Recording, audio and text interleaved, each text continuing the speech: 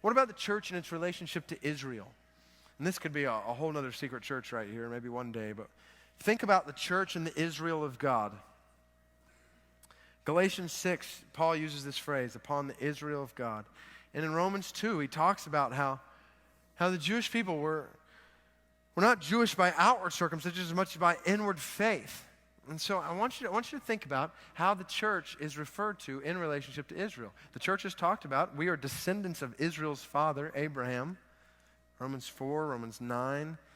So we're descendants of Israel's father, Abraham. We are heirs of Israel's promise. You are Christ and you are Abraham's offspring, heirs according to his promise. The promise that was given him, passed on to us, Romans chapter 4, an incredible passage right there. We are recipients of Israel's blessings. This passage, and we've already referred to it a couple of times in 1 Peter chapter 2, uses so much imagery that it was for Israel in the Old Testament.